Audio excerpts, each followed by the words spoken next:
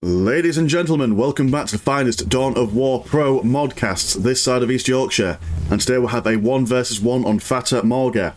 Over in the Dark Eldar corner we've got Shed, and over in the Ork corner we have got Matu. Matu is going to be going for double shooters, a Grot Squad, Boys Hut and a Plasma Generator, whereas the Dark Eldar are going to go for double Mandrakes, Fleet of Foot, Hall of Blood and double Plasma Generators themselves. So we've seen Shed play Dark Eldar before on the channel. He's not shy in getting down and dirty in the early game, does like to be quite aggressive as we've seen before. Matu on the other hand, we've not seen him yet, this is his debut on the channel. I've had whisperings on the Dawn of War Pro Discord that he is a veteran from times old, and there was a fairly, well when I say fairly, quite a decent player way back when, so it'll be interesting to see what kind of play style he brings to the forward. I mean, Orks can play quite aggressively. They can also play fairly defensively with their war banners. It'll be interesting to see what side of the aggression and non-aggression spectrum he falls on. Shed going to be going for some Hellions. Hellions are quite good at not only bashing the infantry, but also having a go at these listening posts. Ork listening posts are a little bit more difficult than other races to take on, because obviously they come out with a gun on tier 1, but Hellions do a fair bit of damage. They are quite quick.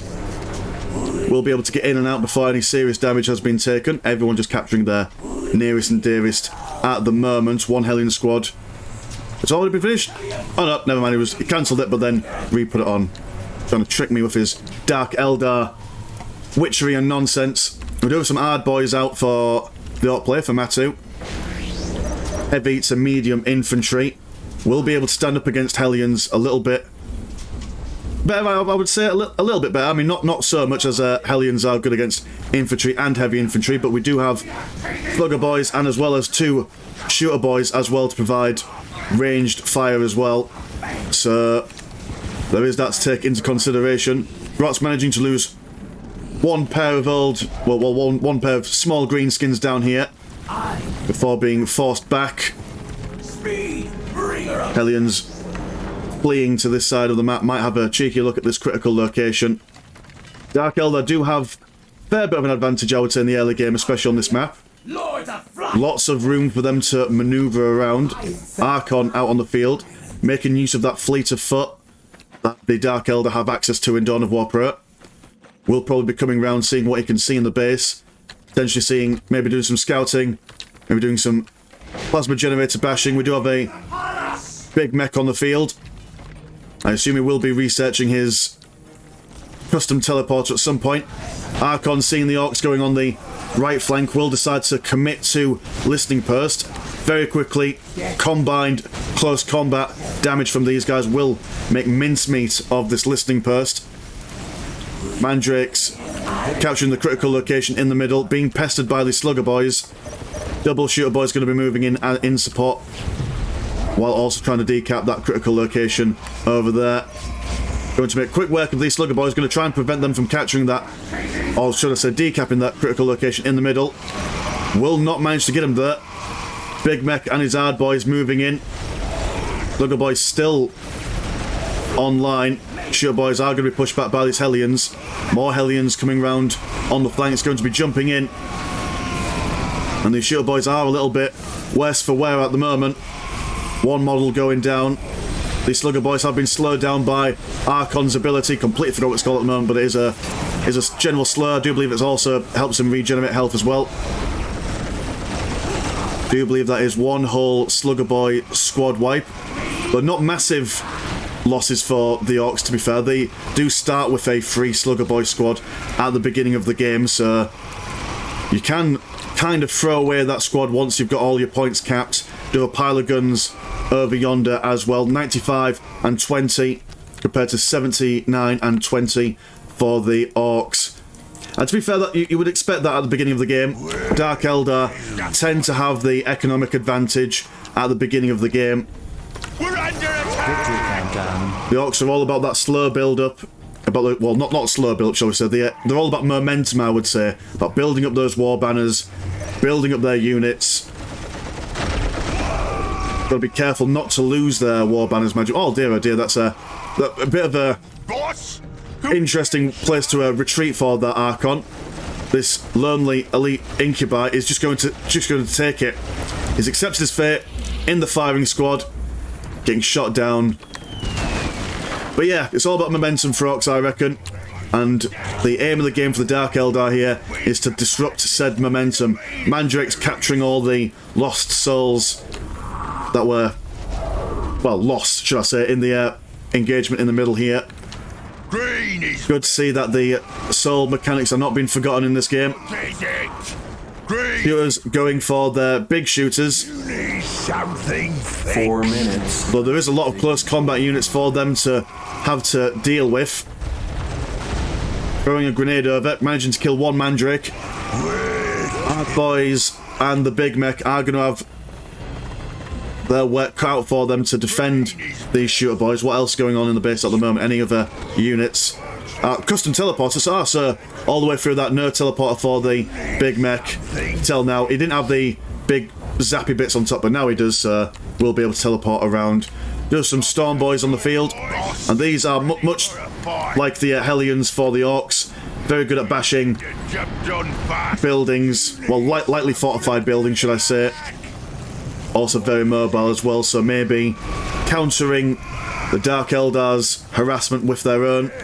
Hard boys moving into the base. Got to be seeing this Tower of Loathing. We'll see this Archon all alone. The Archon, high DPS, low health, does not want to be caught out alone, but these Hellions have come in to support. Witches out on the field as well, all from that Hall of Blood, so we do have a Witch Cult Arena on the go. Storm Boys will see these Mandrakes, trying to prevent them from capping these critical locations, will not be able to stop them on their own, will now be caught in a Dark Eldar sandwich, but with their speed and manoeuvrability will be able to manage their own. Minefield not quite being finished. Grots. Oh no, they have managed to get him. Oh, fair enough. Up there? Possibly. We'll see. We'll find out. Don't seem to be... Oh, well, we'll find out this way. Ah, no, they haven't been finished. Oh, they have, never mind. They'll because they've been infiltrated. There we go. Sherlock Holmes of minefields casting the game today. Storm Boys keeping these guys occupied. Won't be able to do much with them, but as long as they can keep them away from all the vital bits and bobs in the Ork base, that's a win for them at least. So long as the Dark Eldar aren't destroying your infrastructure or killing your units, that's fine. I've gone for the tier 2, and I imagine the Orks are approaching their tier 2. They do have a war banner down here. War banner going to finish over here. So with those 2 war banners, they will also be going into their tier 2 as well. Torch Slave over here, capturing lost souls from the meat chamber. Dark Foundry on the go as well. So potential Reaver jet bikes maybe. Potential Ravengers. Just to jump in and destroy those war banners. What? It's not like, I think that's probably one of the Orks' biggest weaknesses, is that while the Dark Eldar have teched up to tier 2, they're now quite comfortable. The only way to make them go backwards, I reckon, is by destroying the HQ, which you're not going to do anytime soon. Orks, however, destroy the war banners, send them back a little bit. There's some Storm Boys over here, going to be harassing these Mandrakes. Mandrakes do look like they've been upgraded with their poison blades, which do damage over time, adding to their dangerous DPS. We do have a potential engagement going on over here. Archon and his witches being chased away from the critical location by these shooter boys with their big shooters.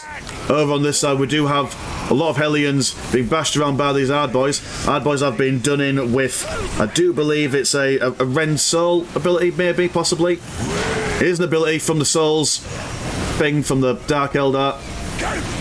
All the Dark Eldar global abilities in my head look kind of the same, in all honesty.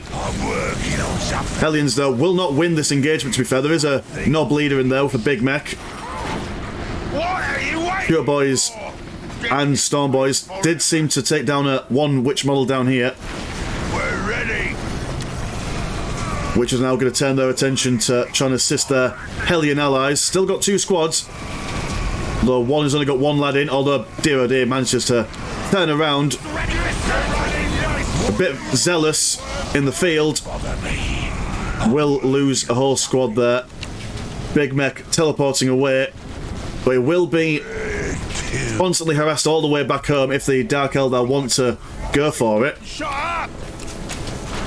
Storm Boys now going to try and go for this Tower of Loathing, and the Eldar at the moment are on the defensive in the grand scheme of things. Lots of focus on trying to capture these critical locations.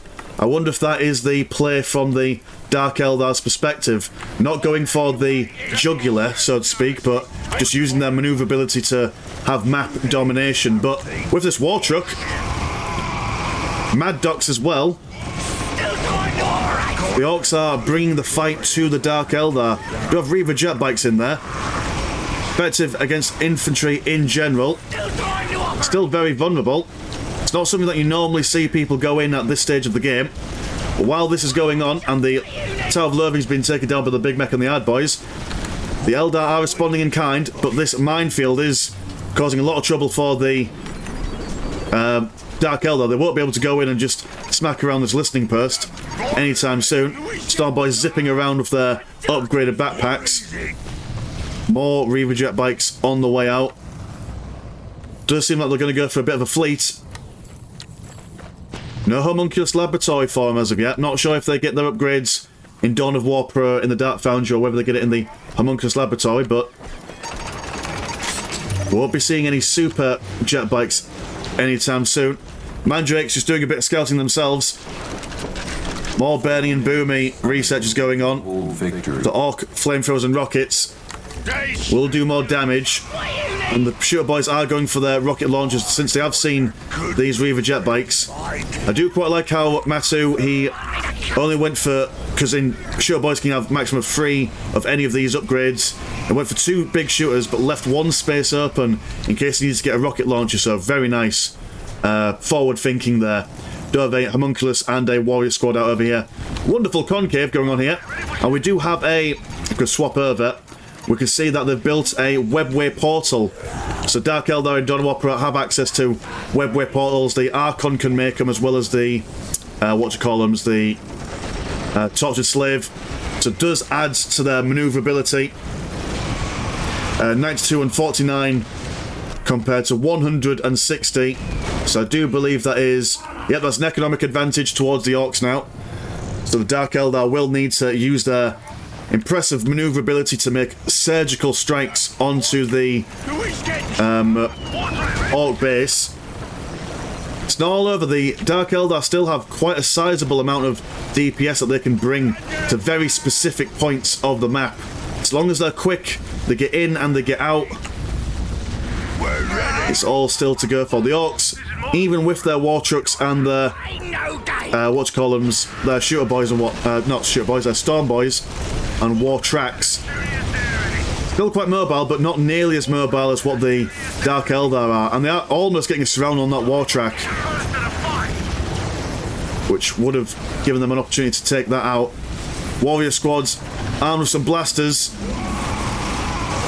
very good against heavy infantry, light vehicles and demons. Big Mech looking like he's been surrounded. Oh, not Big Mech, sorry. There's a Storm Boy and the Storm Boy Knob. Storm Boy's almost been wiped out, narrowly going to survive, potentially. Hellions going to jump around the side, not quite engaging the Shooter Boy straight away, but there we go, managed to get them in the end. War Track moving around the side, flanking these guys. Big Mech trying to teleport on top of them.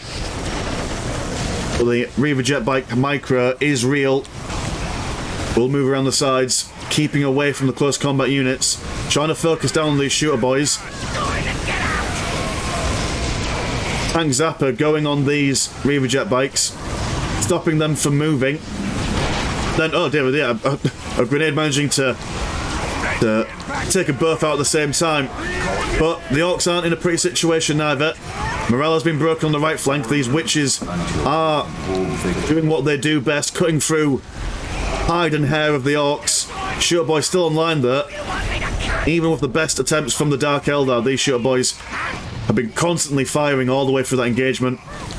We do have a Raider on the field there, and with its Dark Lances and whatnot, we'll be able to make quick work of those war tracks. Wartrack is the first of the fight. Shooter boys losing a lot of their special weapons. Still time to... Yeah, it doesn't look like they've got any special weapons, although they do both have big mechs, not big mechs, mad ducks. So for some reason I've got big mech on the brain, for whatever reason. Did the Archon survive that? The Archon has survived that. There's some mischief going on around this side. Mandrake's still alive and well. Quite a lot of low-level games, you do see that early game units like Mandrakes do tend to die quite early, and then they get forgotten about in the later games, but not in games like these, not when you've got players of these calibre going toe-to-toe with each other. Shooter boys having nob leaders, well, oh, so that's not Shooter Boy squad. Yeah, still not gone for any of the upgrades as of yet. War Track's primarily being used as a anti-vehicle unit so far. Dark Eldar don't have much in the way of anti-vehicle at the moment, apart from these raiders and these blasters from the warrior squads, although they are only good against light vehicles. So if the Orks take into anything more serious, there will be a little bit worse for wear, shall we say. Double settlements, going to go for a repair claw and tools, which will allow the big mech to be even more useful in healing his vehicles mid-combat. Raiders firing away at these listening posts, and I do believe that we have... Was that a... Oh no, no, man, they just appeared. Magic! The Mandrake's turning up, using their pink nonsense. Big mech though, teleporting in solo, going to manage to snap one of these raiders, preventing it from running away. These Orks might be able to get it, although this war truck is firing its missiles at these Mandrakes, going off on his own emotional journey, but they do get it regardless. Storm boys having a grand old time. Grots not having the best of days, those Grots. Were quickly taken down by the double warrior squad. War truck also a little bit out of position there. Hard boys tanking the damage. We do have a Screams of the Damned going on. The entirety of the Orks, keeping them, well, their morale quite low and quite vulnerable.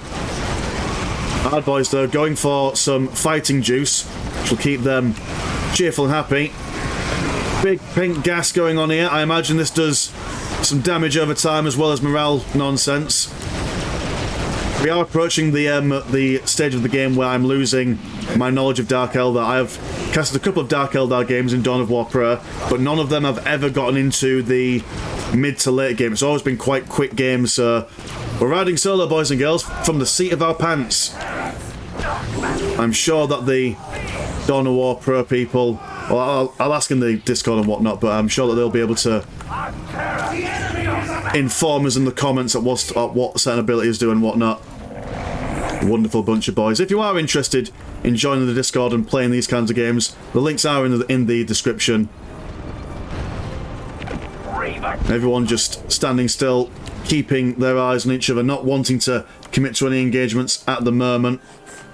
134 and 77 to 131 and 70.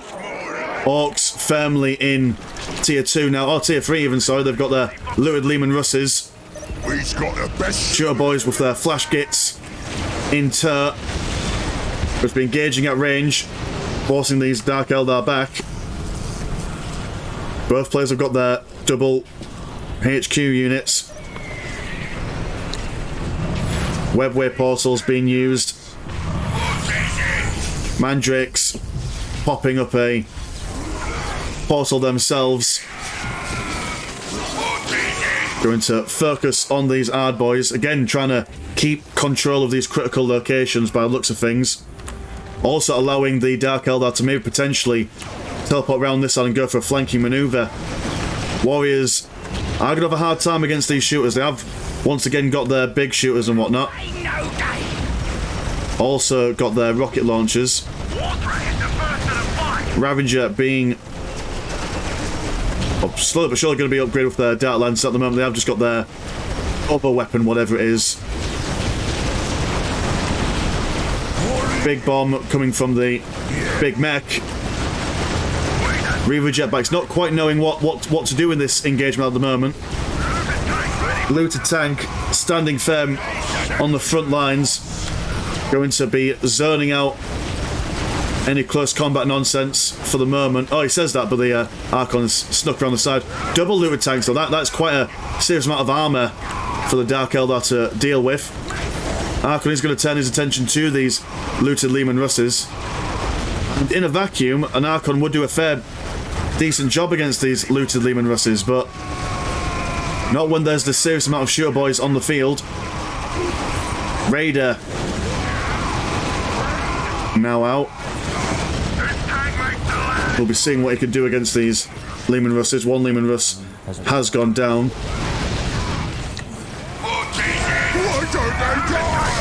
Morale has been broken on these shooter boys. Big mech might have to go back home. Might have to keep these, or do something to keep these looted Lehman Russes alive. Bit of an overcommitment from the Orks there. Once that Ravager came out and got all those Dark Lances online, we're able to sieve through the jagged armour of the Ork vehicles. Going for some more Mad Docs. A Squiggoth on the field as well, that'll be interesting to see. I've not seen a Squiggoth in a pro game. Raiders are now going to finally, once again, bash this listening post. The Orks focusing on the right-hand side. Do quite like this, split up the attention. Orks do have a bonus way. If you have enough Orks in a particular area, you do have like a morale and a damage bonus, and the more Orks there are, the bigger the bonus gets. So splitting the attention of the Orks is a very good move to make. And one of the very good things about these Raiders and Ravagers from the Dark Eldar perspective is that once you see the Orks, you are able to just quickly manoeuvre your way out, although mind you, this Raider is not going to have the best of days, been cut in half by the zapping of the big mech. Do have a dice of destruction as well. God blimey, double relic units in this pro game. Listening post being shot down. And now Squiggoth versus Darius. Both questionable relic units in the vanilla at least. Both have difficulties with pathing, but on this map, with all the wide open spaces, they won't have that much of an issue. Fingers crossed that the Dark Eldar still have their portal over here. Oh no, not quite. They have backed themselves into a bit of a corner. Squiggoth looks like it's going to make a big old charge in. There we go, knocking all these guys all about.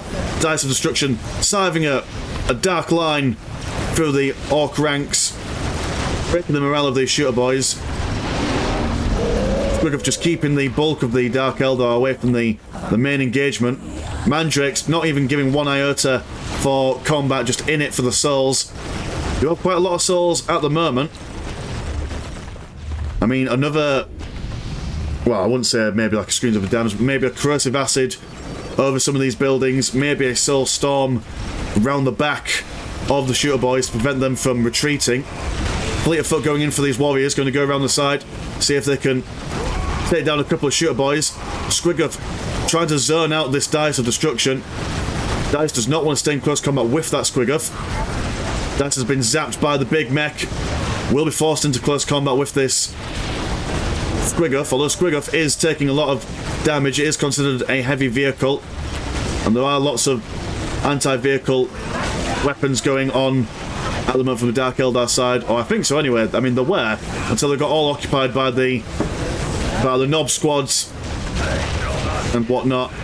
Archon seems to have gone down, morale has been broken, Dice of Destruction also been smashed up as well. That is a very unfortunate situation for the Dark Eldar to be in, although look at the resource flood at the moment. They're not necessarily the thing where you think, oh, how would I put it? It's not necessarily, because normally seeing lower games you see resource floods like this, but Got to understand that in games like this, the amount of micro required to keep the Orks at bay from the Dark Eldar perspective, it's not easy. And the Dark Eldar have done a fairly decent job so far. Squiggoth fairly low on health. They are able to take down that Squiggoth. It will blunt the invading lance of the Orks. What are the Dark Eldar going to go for? They're going to transition into Scourges. More Ravengers. Homunculus is still on the field. Now we're taking into Splinter Cannons and Dark Lances, so it does seem to be that Scourges are what the Doctor has ordered today. We'll be able to beat up that Squiggoth and also the Shooter Boys, depending on whether they go for their Dark Lances or not. Does look a bit dire for the Dark Eldar at the moment, though. Big Mech his utility ability has been really used to great effect. Clutch, zappers, and crack grenades. I do believe that the homunculi has also gone down as well. Warriors never giving up on the critical location game. The Dark Eldar player in this one. Going to go for another homunculi, an Archon as well. Tortured Slave. Another Ravager on the field. It does look like the Orc player has it, unless the Dark Eldar player has any tricks up his sleeve. Scourge is almost in like a falling back retreat.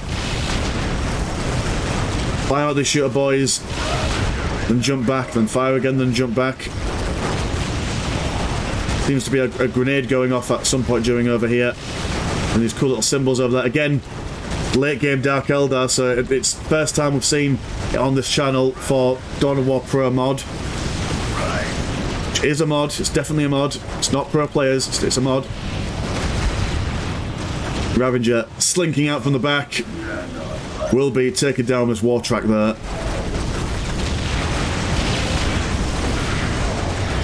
Squiggoth having a little bit of a disco, standing on the big lights. Jed throws out the GG, and Matu, as the Orc player, has it. Well, that was great. I very much enjoyed seeing a late game, a late game from both Orcs and Dark Eldar. We got to see double relic units, looted tanks. You don't normally see them in any version of Dawn of War, so very exciting. Cool. Anyway, mine's been Mr. Landshark. Pleasure as always, never short, and I'll see you in a bit. Peace.